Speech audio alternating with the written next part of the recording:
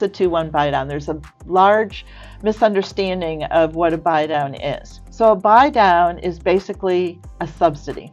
You're establishing a second escrow account. So a permanent buydown, when you buy your rate down, is permanent.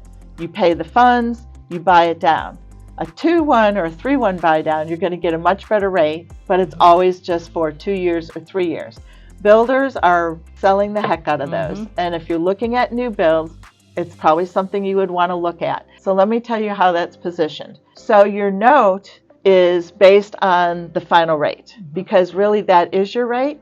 We're establishing an escrow account that the lender's going to pull out of for 3 years to make the payment. Right. Okay. So if your rate is 6.5, well, gosh, if you have a 3-1 buydown, your rate for the first year is going to be 3.5. You have to qualify in the 6.5.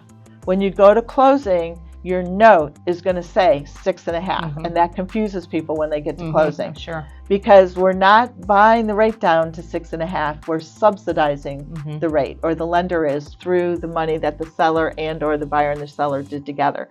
Builders are using this because they do not want to lower the prices of the house. Right. They're doing the same thing. They're trying to stabilize and have housing go up and not go down. Almost every ad I looked at this last weekend, that was a builder, had a 2-1 or 3-1 buy down. But the reason why this is so cool, I think rates are going to go down, and you'll be able to refinance, and so you'll have these lovely new, low rates for a few years, and then you refinance. The other cool aspect of the buy down is that if you do refinance and you have money left in this escrow account, you get it back. Oh, nice. Okay. A permanent buy down is you don't. The lender has sent that money to Fannie Mae. That's gone. If you refinance the next year and you paid $8,000 to buy that rate down, that's gone.